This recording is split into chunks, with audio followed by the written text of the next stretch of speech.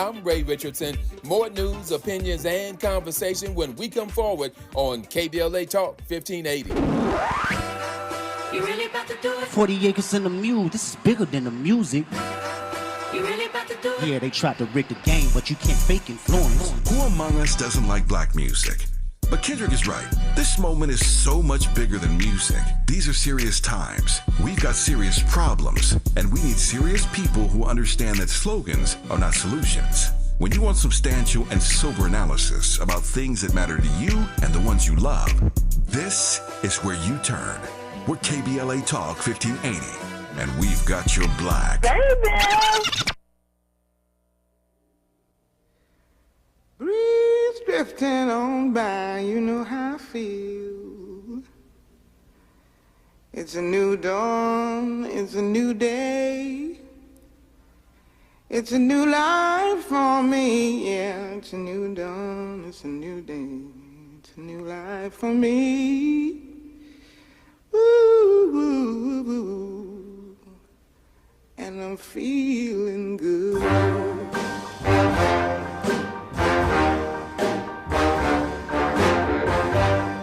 Fish in the sea, you know how I feel. River running free, you know how I feel. Blossom on the tree, you know how I feel. It's a new dawn, it's a new day, it's a new life for me, and I'm feeling good. KBLA Talk 1580. Welcoming into the show, someone I've never had the opportunity to speak with before. She's a filmmaker, film and TV screenwriter, award-winning author, award-winning entertainment journalist, and critic.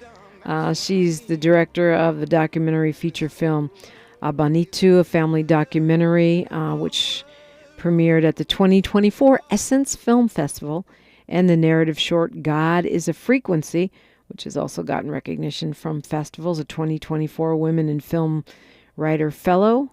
Brooke Obie, welcome. Thank you so much for having me. I'm happy to be here. Yeah, happy to have you on. It's, you know, we talk over and over again about this moment that we're at in history, this historical, I don't even know what to call it, train wreck that we're living through right now. And as an artist myself, as well as a radio person, I've always been committed to understanding the impact of our art and our work on the political moment, on the cultural trends, on social political mores, what's accepted, what's not, what's normalized, what's not. And I feel like that right now, that responsibility or possibility is mandatory because of where we are in the world. Yes. How do you see it? Absolutely. Absolutely that. So Nina Simone has this wonderful quote that it is an artist's duty to reflect the times. You can't call yourself an artist if you're not reflecting the times. And so it's mandatory in this moment. It's mandatory in every moment. I mean, unfortunately, a lot of these things that we're dealing with right now, rising fascism, anti-Blackness, genocide, anti-Palestinian racism, all of these things, these are cyclical. They never end. And so it is always our responsibility to rise to the occasion and to resist with art, because that is what is going to get us to the place that we deserve to be. You know, our creative spirit is what creates the world. We build the world that we want to see. We see what's unacceptable, and we start not accepting those things and creating something that's better and beautiful that works for all of us. I think that there's people like you that say, okay, this is how I see it. I'm going to be intentional about what I'm saying. And I feel like there are artists who don't pay attention. They're just, I'm a do me, or maybe they're being influenced by a record label or a film studio or television streamer, and can end up saying things that they probably wouldn't even agree with if they analyze their own work. What do you say about that?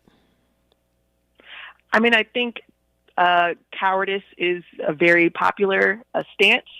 You look at, the artists that we have in the world now. I mean, there's so many who refuse to call a genocide, who refuse to stand up for what's right, who refuse to stop shopping at Target or telling other people to stop telling other people to stop the boycott of Target because it's hurting their pockets. I mean, we're in an era of cowardice because art at this point has never been more capitalized. And so if your financial liberation, quote unquote, is dependent on all of these corporations supporting you and, believing in your brand, then you're owned by those corporations who are paying your bills. And so there has to be, I think, a separate, there's always been indie artists who are supported by the community, who are the true liberated people because they're not bought and paid for. They are able to express the truth without fear of repercussions or despite a fear of repercussions because they're held up by a community of people and they've decided to live their lives in a way where, if the sponsorship goes away, that's okay. If this corporation is no longer going to fund me, that's okay, because my integrity matters more than, getting a check or going on that vacation or buying this mansion or all of these other things. The less we are attached to these material levels of success, then the more free we are to speak the truth. Right, or how we define our success, right? Because I remember a conversation I had with my play auntie, the Ambassador Shabazz, the eldest daughter of Malcolm X, and she said she always says we are free to define success as we see it. And I believe what I'm seeing more, with my son's generation and the generation under it, which would be Gen Z and A, is that their definition of success doesn't always include being wildly wealthy. In fact, to some degree, I think they're starting to stigmatize that because of the oligarchical governance system that we currently are watching emerge. Mm-hmm. Oh, for sure. And I think the other part is, starting with millennials, I would say we've been left out of the opportunity to succeed at the same level that our boomer parents were allowed to succeed at. The wages have not caught up with inflation.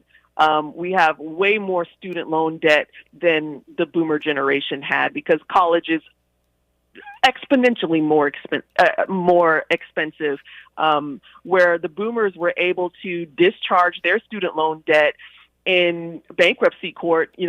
Senator Joe Biden led the path to make sure that never happens. That door's been closed, and so there's so many things that the younger generations have been left out of. This American dream, quote unquote, promise, it's not being fulfilled. And so because we don't have access to it, we have less attachment to it. We've got the degrees that they told us to get that said that we would be financially stable and we would have a better life if we went and got these degrees. Now we're saddled with all this debt, and we know it's not true. And the younger generations are seeing what's happening with us. They're seeing the wages being stagnant. We're seeing wider and wider wage gaps, wealth gaps. People are divesting from this system because we know it's not true. We know that, this American dream was always a lie and that we were not ever going to be considered a part of it. And I think that's the thing about that capitalists don't really understand. You have to at least keep the wheels turning to trick people long enough to believe that they can have access to this thing, and then we'll keep fighting for it. But, they've just completely given up on that and have just been very transparent about the fact if you're not in the 1%, you're screwed. So we're screwed, so let's all band together because there's more of us than there are of them. You are you're a filmmaker, but you're also a film critic. Yes. How does that work? Well, so, I really got into film criticism because I just love movies. I love movies. I love TV. I love the possibility. I have 3 degrees, though. I can't go back to film school. I would love to. If somebody would love to pay my way, I would absolutely go to film school in a minute. But, since I can't do that, I'm like, okay, let me study film this way. And so becoming a critic was a way to make money and also understand art and to also break down what makes a movie work, what makes it not work. And so that was my film school. And so being able to write this criticism and be so well received, that has opened so many doors for me. That's how, I have been able to, I was the managing editor of a Black film and TV site called Shadow and Act, where I was able to make a lot of connections in the industry and get into the screenwriting process and learn all that I needed to learn on both ends of that. And now as the founder of my film and TV criticism platform, Black Girl Watching, I continue that work, which has also opened so many doors, but also has, helped me to, in my own writing, my stories that I want to tell. I know where the gaps are. I know where my voice can be most resonant. I know what's missing. So, yeah, I think they work really, really well together. I know that particularly if I have like a criticism that is not glowing, that the filmmakers can be in their feelings about that. And I totally understand that because filmmaking is a very personal process. But, I really think that we work together, filmmakers and film critics, and there's so many of us. I mean, in film school, what you're doing is critiquing each other's work, and it's helping you. It may not even be for the person that you're critiquing. They don't like your opinion or they don't respect your opinion or whatever. That it may mean nothing to them, but somebody else is going to pay attention to that criticism, and they're going to get better in their work. And so I think, this is the path that is actually how we challenge fascism. We challenge fascism by being critical thinkers. I have this law degree. I'm not practicing law because I do not believe in our legal system at all. I have zero faith in it as a source of justice. But what it did was help me to develop a critical thinking practice. And that's what makes, my criticism work really well, but also comes in great when I'm, making my own films as well. A critical thinking practice, so important. I think that's at the heart of really what we're talking about in finding the art in your politics and the politics in your art. And of course, my own father, the late and amazing Amiri Baraka, was both an artist and a critic, so we know it's possible. He was friends with many of those jazz players who he may or may not have written glowing reviews about. Right now we're talking with Brooke Obie, and you're invited in, 800-920-1580. We're unapologetically progressive. We're KBLA Talk 1580. KBLA Talk 1580 is an intervention. When we come forward, includes you. KBLA Talk 1580, turning pain into power. 1 2 1 2 1 2 1 2. You ready? Somebody make some noise in this joint. KBLA Talk 1580 celebrates its 4th anniversary this year on Juneteenth. Here we go again. Holla, holla. Hard to believe 4 years has gone by so fast. Oh my God. But here we are, still standing, still loving and serving our people as best we can. Yeah, that's what I'm talking about. To celebrate our 4th anniversary, we have 4 big events, and you're invited to all of them. She got a lot to say. Let's do this. Let's get it on.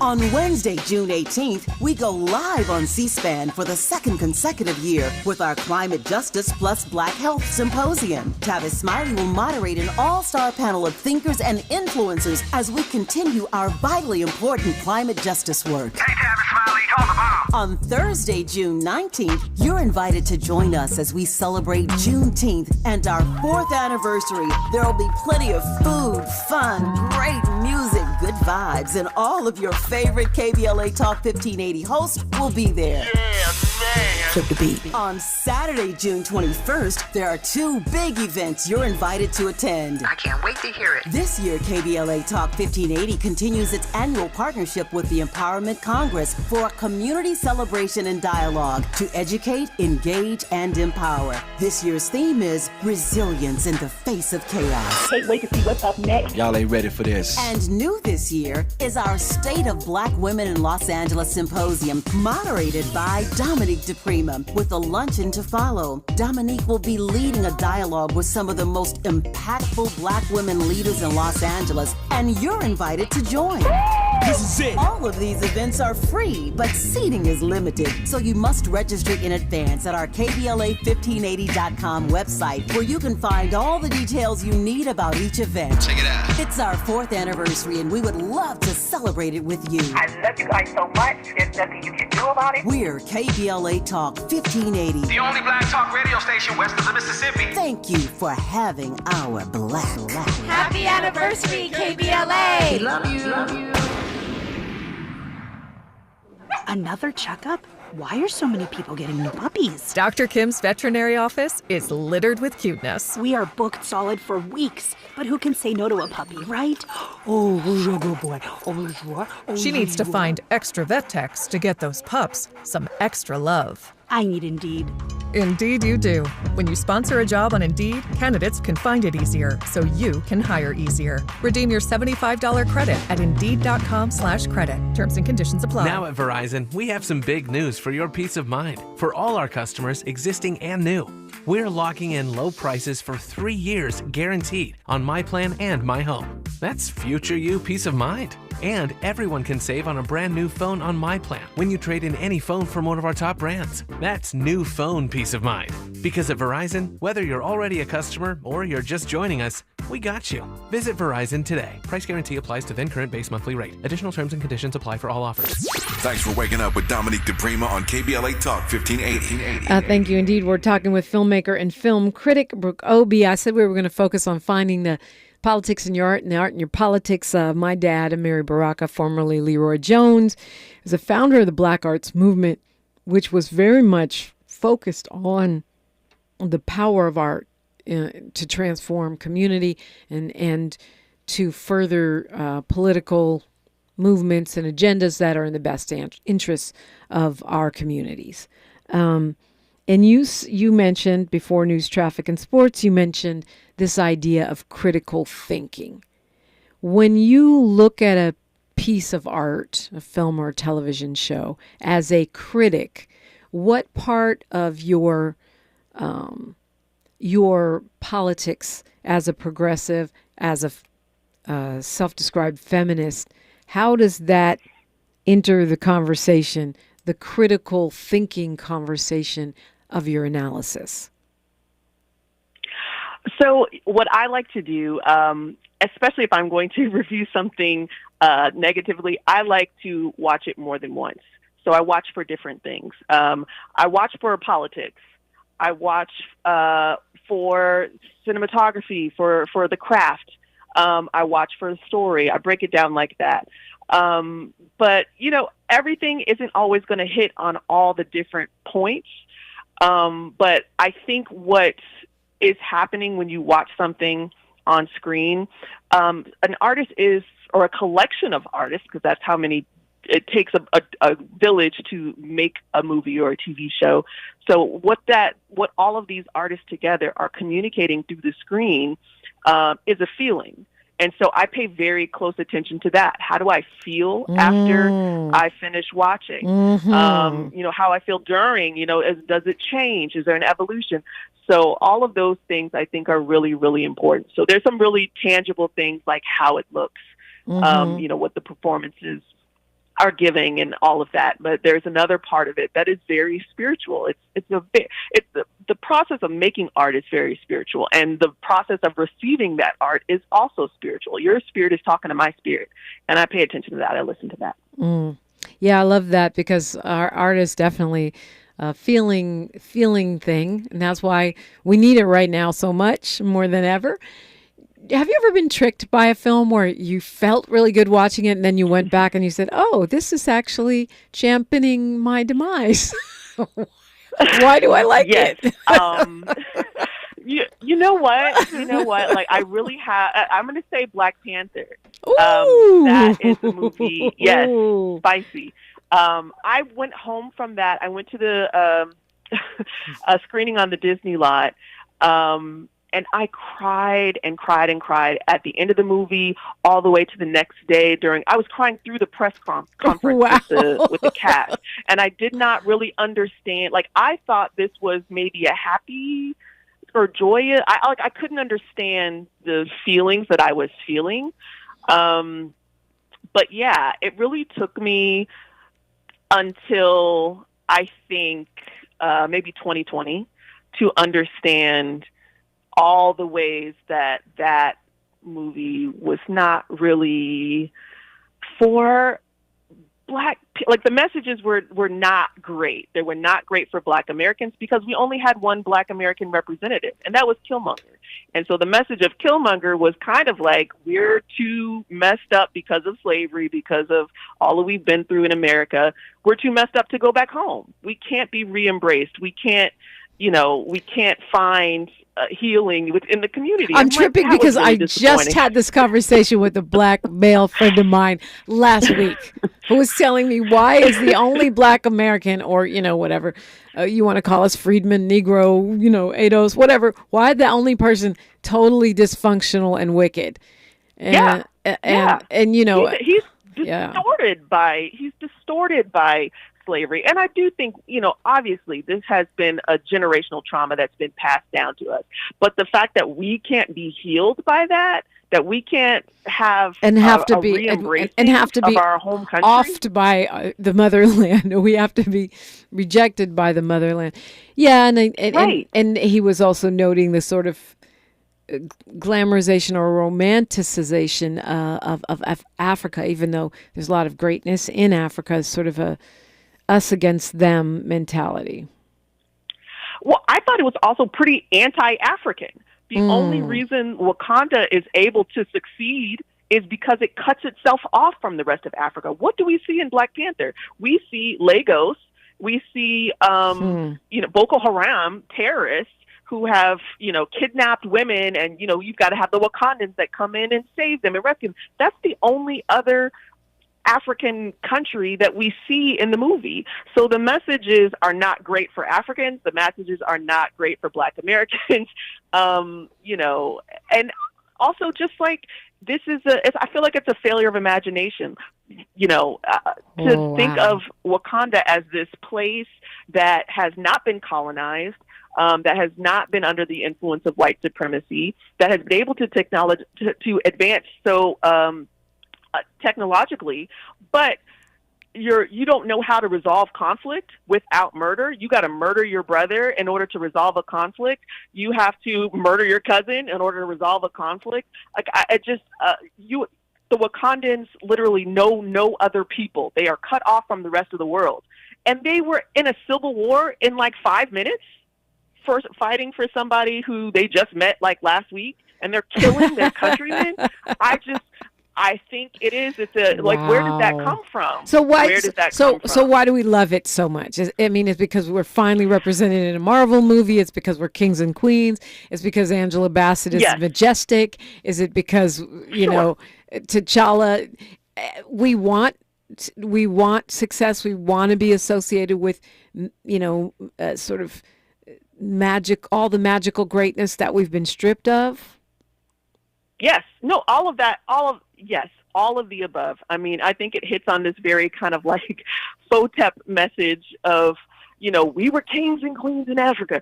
It's Black excellence, all of this Black capitalist like ideology. That's all represented in this movie. But there are some really amazing things that Ryan was able to do. Ryan Coogler, having an all dark-skinned Black cast. Yeah. Yes, Ryan Coogler was able to have an all dark-skinned Black cast. He was able, this was a decision from a beautiful all dark-skinned Black cast. Beautiful. A stunningly beautiful, gorgeous looking picture. Technologically, it's brilliant, right? Yes. Oh, costuming from Ruth Carter, amazing. Hannah Beekler, production design. I mean, the score is interesting. It's really good. We did have a white Swedish man come do the African score for Black Panther and Wakanda Forever. But, the music is still great. And there's Baba Soul is there's some really specific well. research that took place as far as the representation of the costumes and the representation of the ancestors was nice, but I can see what you're saying, but this is also a movie that was hugely popular, and Ryan Coogler, of course, seems to be a real visionary filmmaker. So how do you square those up? I think that Ryan could benefit from just like a little push of political education. Like, I feel like he's at the line. I see this again in Sinners, and I would love to just like push him over the line, because even we have the same beautiful dark-skinned black cast. Okay, so Sinners. we have just 30 seconds till news, traffic, and sports, and I want to get I'm dying to hear what you have to say about Sinners on the other side. I know you have a Sinners watch party coming up, but just give me the 30-second tease right now, and we'll dive a little deeper when we come forward. I think it's a very patriarchal movie. I think it sends a message that Black men are the most important, and Black women are here as helpmates, or they're either the Saint Annie that's going to save you, or they're the Mary, the whore that's going to bring you down to hell, and I think that's just a very limited view of who Black women are and who women are in general in the world. Hell of a tease, Brooke Obie. Hell of a tease. We'll address that after news, traffic, and sports on KBLA Talk 1580. She's reclaiming her time on KBLA Talk 1580. More First Things First with Dominique DiPrima when we come forward. I'm Bree Wood with BIN News Now. Transportation Secretary Sean Duffy says Newark Liberty International Airport will get a new telecom system, runway, and 16 more air traffic controllers by fall after a staffing crisis. This truly is a moment to look at what kind of system we're using. And it's a call to action to make sure we build a brand new air traffic control system. He's urging Congress to fund a nationwide airport infrastructure overhaul. A federal court has ruled President Trump lacked authority to impose bra tariffs. The U.S. Court of International Trade blocked tariff moves dating back to February, saying they shook financial markets and exceeded presidential power. And the Oklahoma City Thunder are headed to the NBA Finals after crushing the Minnesota Timberwolves 124-94 in Game 5. Meanwhile, the Pacers lead the Knicks 3-1 in the East and could clinch a finals berth Thursday in New York. Get BIN News Now on demand 24/7 on the iHeartRadio app. Every day, a child in poverty waits for a sponsor is another day of hopelessness. There are thousands of kids who've been waiting over a year. End their wait. Sponsor a child with compassion today. Just text the word radio to 83393. This is the KBLA Sports Minute with Ray Richardson. One half of the NBA Finals is set. The Oklahoma City Thunder crushed Minnesota by 30 last night to win the Western Conference title. 34 points and 8 assists for NBA MVP Shai Gilgeous-Alexander. Second appearance for OKC in the NBA Finals. They were there in 2012 with Kevin Durant, Russell Westbrook, and James Harden. OKC lost to LeBron and the Miami Heat in 5 games. This was the second straight year Minnesota lost in the Western Conference Finals. Minnesota is one of 7 teams that have never made it to the NBA Finals. The other 6 are the Clippers, Charlotte, Sacramento, Memphis, Atlanta, and New Orleans. OKC will have a week to rest up for the finals. They will host Game 1 on Thursday, June 5th against Indiana or New York. Game 5 for the Pacers and Knicks in the Eastern Conference is tonight in New York. Indiana has a 3-1 lead. No debates, no speculation, just the info you need. That's your KBLA Sports Minute. I'm Ray Richardson. More news, opinions, and conversation when we come forward on KBLA Talk 1580. Still getting around to that fix on your car? You got this. On eBay, you'll find millions of parts, guaranteed to fit. Doesn't matter if it's a major engine repair or your first time swapping your windshield wipers. eBay has that part you need, ready to click perfectly into place for changes big and small. Loud or quiet, find all the parts you need at prices you'll love. Guaranteed to fit every time. But you already know that. eBay. Things, people, love. Eligible items only. Exclusions apply. Sometimes I struggle to get to sleep. My body stopped for the day, but my mind is still running. So I take ZQuil. ZQuil, the world's #1 sleep aid brand, has a range of non-habit-forming products to fit you and your family's needs. Invest in a great night's sleep for the best you tomorrow. I'm awake and ready to take on anything. Better days start with ZQuil nights. Explore our products at ZQuil.com. Use as directed. Keep out of reach of children. KBLA Talk 1580. We've got a lot to talk about. KBLA Talk 1580 reminds you, when we fight, we win. The Youth Justice Coalition is challenging America's addiction to incarceration and discrimination. YJC works to dismantle policies leading to mass incarceration, law enforcement violence, and the school-to-prison pipeline. Their approach? Transformative justice, community intervention, free LA high school, legal defense, and system monitoring. YJC promotes safety without relying on prisons. Their goal? Prevent system contact and help people exit the system through direct action, advocacy, and education. Want to get involved or need help? Call 323-235-4243. That's 323-235-4243. Join YJC in creating change. When we fight, we win. KBLA Talk 1580, your voice for justice. This is a community call to action from KBLA Talk 1580. $5,000. That's the average amount of money people in the U.S. are now spending on gas in a year. $5,000. That's crazy. If you drive, you have to download Upside, the free app that gives you cash back every time you get gas. That's right. You can earn real cash back with Upside just by buying the gas you're already buying. You can literally start earning cash back today. I use Upside every time I fill up, and I've already made around $200-$300. You're putting gas in your car anyway. Why not get real cash back? If you like free money, download Upside. I'm saving the cash I earn from using Upside to help pay for a vacation later this year. Download the free Upside app now to earn cash back every time you buy gas. Use promo code PUSH to get an extra 25 cents per gallon on your first tank. You can cash out anytime right to your bank, PayPal, or a gift card for Amazon and other brands. Just download the free Upside app and use promo code PUSH for a 25 cents per gallon bonus on your first tank. That's code PUSH for a 25 cents per gallon bonus. We knew you'd stick around. This is LA's home for progressive talk radio. Be heard. Welcome back to KBLA Talk 1580. She is a filmmaker, a film, TV screenwriter, award-winning author, entertainment journalist, and a critic. Brooke Obie is my guest. You can find her on Instagram at Black Girl Watching. I'm sure you probably have some other socials and websites and things that you can share with us, Brooke. Oh, yes. Brooke Obie, also on Instagram. BrookeObie.com is my website. And, yeah, Black Girl Watching on Substack to get all of my film and TV analysis.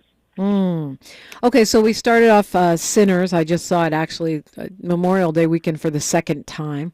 When saw it on the big screen.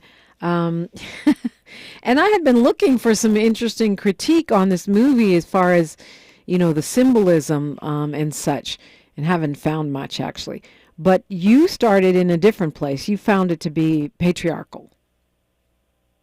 Oh, I didn't start there necessarily. I've seen it 8 times. Eight times? Very much. Wow. 8 times, yes. I've seen it in IMAX 70 millimeter. I've seen it in regular 70 millimeter. I've seen it in IMAX digital. I've seen it in all the formats. Wow. But yes, I enjoy the movie. I find it very beautiful, very moving. I connect with the grief that Ryan is feeling when he is writing and directing this movie about, you know, the loss of his great uncle, and who was, you know, a lover of blues.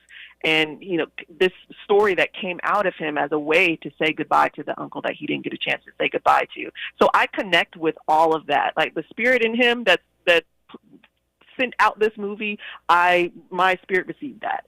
So there's a lot of beautiful things about the movie that I very much enjoy, and I've gone very deep into this. So I have written, I think, 4 pieces at this point on Sinners. Wow. A deep dive analysis on Black Girl Watching. On Contraband Camp, I wrote about the media's racist response to the film and to Ryan Coogler's deal. In comparison with other white directors. Because he'll own the film after 10 years, I think. Yeah, something like that. Yeah, after 25 years, the rights of Sinners will revert to him. But yeah, I've got a syllabus, which of course has your father's book on it, Blues People, and and then other books that I wish that Ryan had read, like Angela Davis's book. She specifically in her book Blues Legacies in Black Feminism, she's talking about Ma Rainey, she's talking about Bessie Smith, Billie Holiday, these queer Black women, like visibly queer Black women who were in this space, who were foundational to the making of blues music and to the popularity of blues music. And so not having a queer presence in the movie, I thought was just a missed opportunity, especially in that ethereal juke joint scene when, the ancestors are coming through and the past and the present and the future are existing all at the same time. Yeah. And it's so beautiful. Where there should have been visibly queer people in there. House music also came from blues. Where are the dolls? I need the trans community. I need the queer community voguing down next to the girls that's twerking, next to the Bloods and the Crips that you got in there, who doing their walks. I wanted to see them in that space. Is that Ryan's job, though? I definitely feel you. I'm a fan of a lot of those blues ladies. Part of it because of the freedom, right? The way that they live their lives, even in the context of those times. But is that Ryan Coogler's job to represent, the Q community in that space? I mean, Hollywood seems to be doing a lot of that right now. So, they're not doing enough. Hollywood as a community is, not greenlighting enough of these stories. So whatever they've got going on is insufficient, particularly in the context of history and how absent these stories have been. Yeah. So I don't think it can be too much. But I don't think it was Ryan's responsibility to include the Choctaw indigenous people. I don't think it was his responsibility to include the Chinese grocers, or to include a tamale shop. But I actually love the Chinese grocers. Did, those were some of the most three-dimensional portrayals of Asian people I've seen in a Hollywood picture maybe ever. But that's what I'm saying. It wasn't his responsibility, but he did his research and he created a historically accurate environment. So if you're creating a historically accurate environment, Black queer people were building the blues. Yeah. They just were. So that's just historically accurate. So yeah, it does feel like a missed opportunity. Disabled people, Ray Charles, all these Blind Willie. So many disabled people, Black disabled people built the blues. And so if you are going to tell a story about blues and you are going to have this scene that is showing the evolution of music, and how it's rooted in Africa and all these offshoots that came as a response and all of the Black American specific experience that created the foundation for the music that the world enjoys today, then yeah, it's an oversight. It's just an oversight to not have Black queer people and not to have Black disabled people. It just is. Well, yeah, whether it's an oversight or an intentional, deletion, I don't know that it's intentional. It's the same with, I think that Ryan Coogler is a white guy. We always hear him talking about his producer and his wife, Zinzi Coogler, so I don't think he doesn't love Black women. I think his lens is a patriarchal male lens. So it's not that, he's intentionally making Annie somebody who would, create this power in this mojo bag and only use it to protect her, husband Smoke and not to protect herself. I just think it's an oversight. I just think that this idea that Black women wouldn't protect themselves, wouldn't put a mojo bag around their own neck as well. Do we know that she didn't protect herself? You saw it 8 times. I didn't. Do we know she didn't protect herself? She didn't have one. Yeah, but she died. But yeah. Well, but so did the baby. She tried to protect, the baby. I don't the baby know. was also a girl. So. Yeah, but the message I got is that life and death is not something that human beings can always control. And I think that's a good message. But I do think, there's nothing in, they make a very big public deal about the fact that she has created and blessed this mojo bag to protect him. Mm-hmm. And it works. It works. And it doesn't work for her. And I'm just like, why is there, if we're going to be in a space where Black women we're just protecting Black men, that's where all of our energy is going. I would love to have seen it go the opposite direction as well, to come right back to her and for her to have been as protected as she had protected him. And it didn't happen. Yeah. So for you, that's a fail from the lens of womanism or feminism. What about the messages? I mean, the anti-white supremacist message. To be honest with you, I'm surprised that he could even get that without, you should have seen it by now. It's been out for 100 years, but just in case. The ending, I mean, I'm surprised he could even get that greenlit, to be honest with you. I mean, I really enjoyed that part of it. I thought it was amazing. But it felt like this was the only, of course he had to also die. I mean, I feel like it's great that he's still rewarded and that, Smoke gets to go to heaven after he lights up the KKK. He gets to go to heaven. He gets to be with his wife and baby, and that's beautiful. And so there's still this moment of completion and peace, and not this idea like, oh, if you kill, the Klan, then you're going to be punished with hell too, or you're just as bad. So I think that is a very revolutionary message, and I approve. I appreciated it. I thought it was beautiful. Had a sense of catharsis. But yeah, I would have loved for them to have been alive. I mean, the roles of, it's interesting your take on the roles of women. Looking at the role of the so-called biracial person. I don't really like that term. Octoroon. Yeah, octoroon. Not a better term.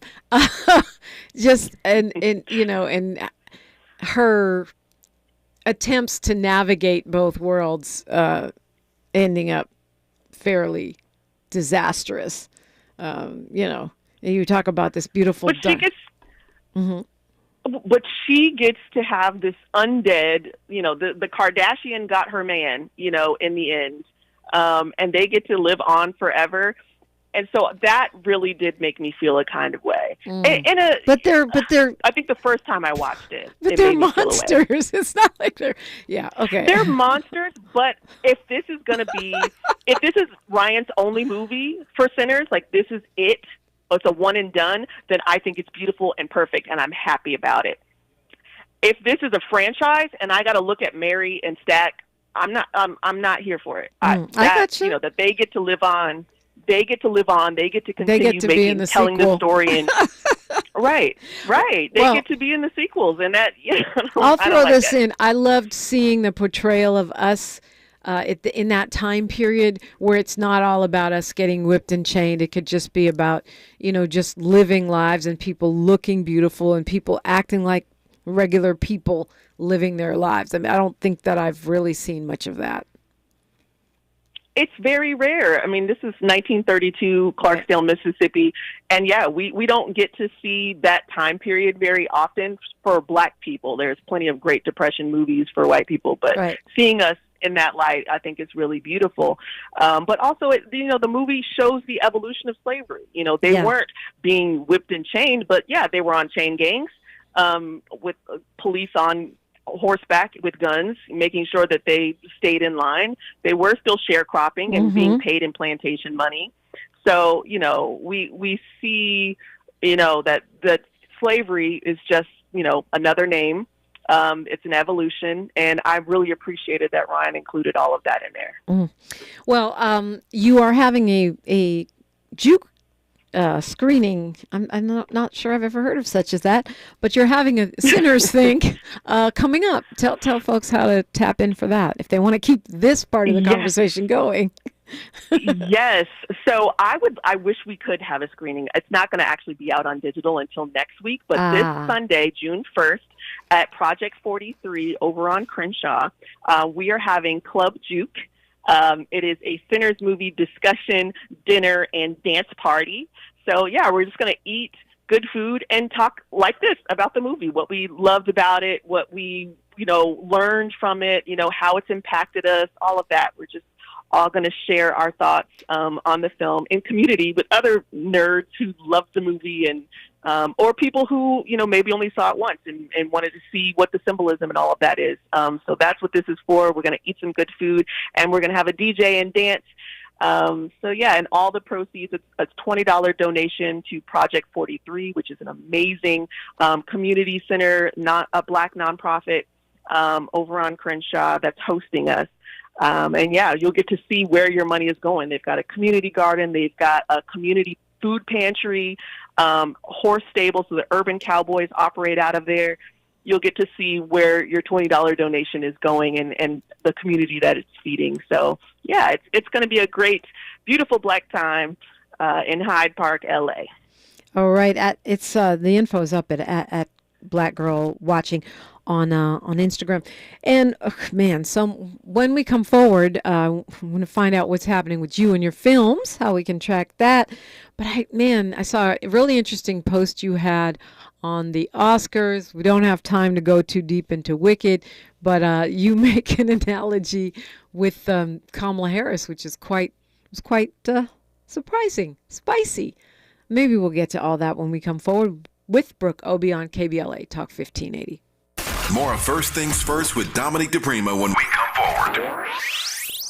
Attorney advertising. Prior results do not guarantee future outcomes. Founded in Los Angeles in 1986, litigation powerhouse Quinn Emanuel has deep roots in the Los Angeles community. Since 2007, we have litigated some of the largest fires on the West Coast. We are proud to be the only AmLaw 100 firm in the country to represent wildfire victims, giving affected individuals, families, and businesses the same focus and individualized attention we devote to our Fortune 500 clients. BTI Consulting has repeatedly recognized Quinn Emanuel as among the 4 law firms in-house counsel least like to oppose in any litigation, and we are often deemed the most feared. And after securing over $80 billion for our clients in various matters firm-wide, we understand why. If you have been affected by the recent wildfires in Altadena and the Palisades and would like to discuss your situation further, please contact wildfiresupport@QuinnEmanuel.com or call us at 213-443-3050. Quinn Emanuel is proud to sponsor Conversation Live Altadena Rising with James Farr on KBLA Talk 1580. Attorney advertising. Prior results do not guarantee future outcomes. We asked seniors how to prevent Medicare scams. My best advice, if you get a phone call, do not talk to the person. These people are well trained. Don't talk to them. They don't know me. They're just trying to scam me. Don't be fooled. Hang up. Just hang up. Never give out your Medicare number. They're going to get your number to put in a false claim.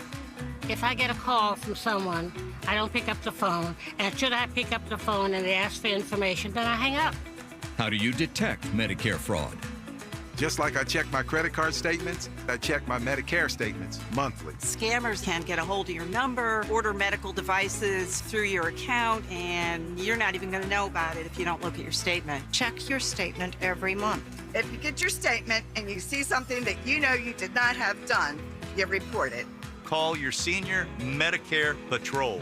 To report Medicare fraud, call the Senior Medicare Patrol at 855-613-7080. My mom has decided to learn to paint, and she's good.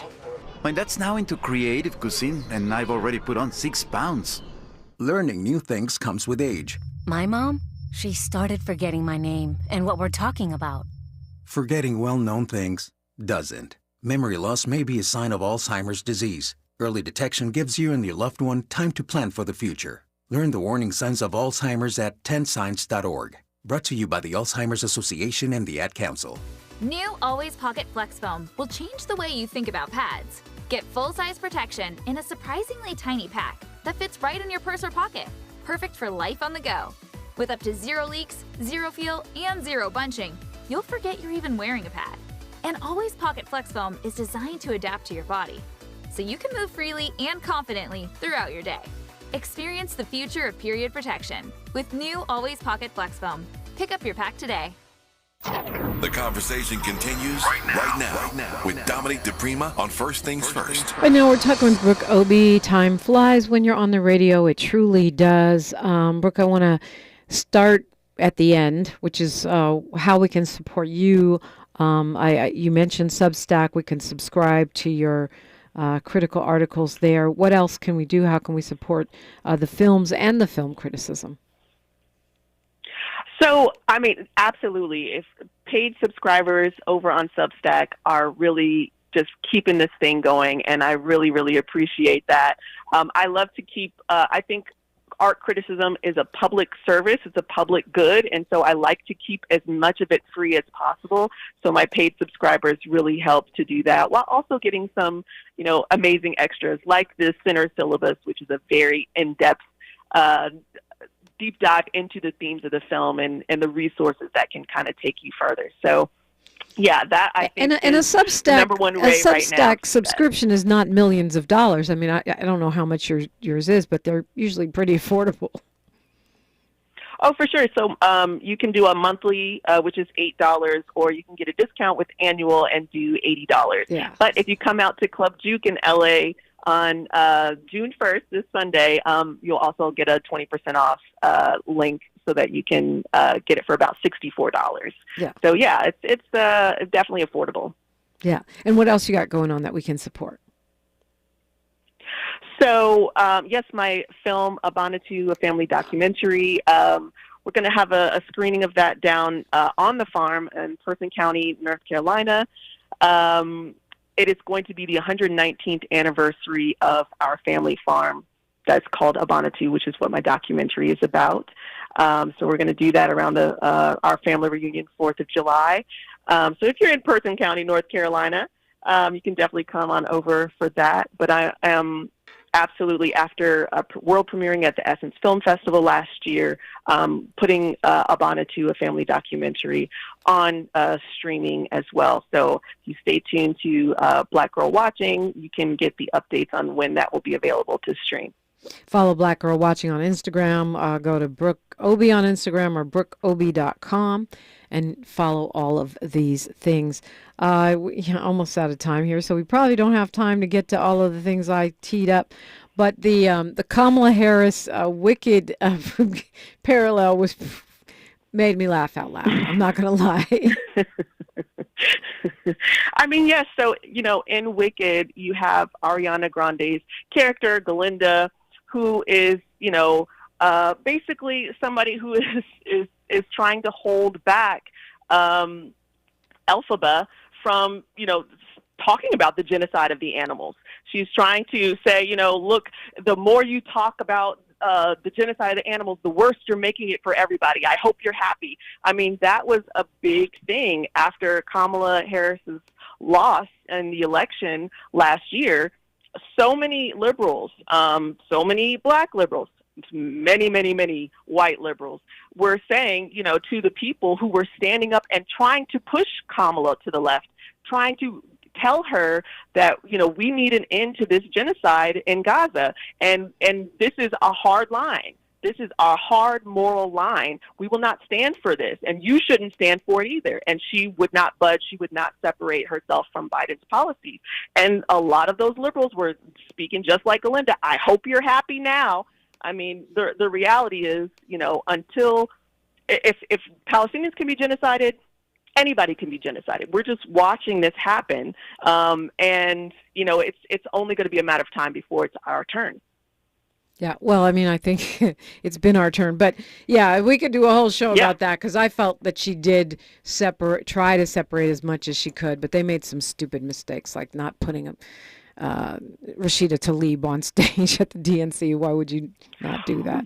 Doesn't even make sense. And having Bill Clinton insult the Muslim community in Michigan, that's just a terrible idea. Yeah. Campaigning with Liz Cheney, and also she was asked by a reporter. The reporter said, "You could lose this election over Gaza. Is that enough to make you change?" And she was like, "Well, October 7th," and that was 2 weeks before the election. So yeah, well. That is certainly water under the bridge, but I love, that as a parallel, but also it reminds us once again that everything we consume can have messaging, and that you expanded that out to messaging about allies, not just about specifically Kamala Harris. And I think, I just think it's really important, the work that you're doing, because I feel like we swallow a lot of BS with our entertainment that we get from Hollywood. And although I see change and progress and more of us making our own projects, just like you're doing with your documentary, I also see that we continue to take a lot of slime in with that syrup. Yes, absolutely. Yeah, and to me, the antidote to that is critical thinking, because at least you can go and do a detox after you if you want to take in that slime.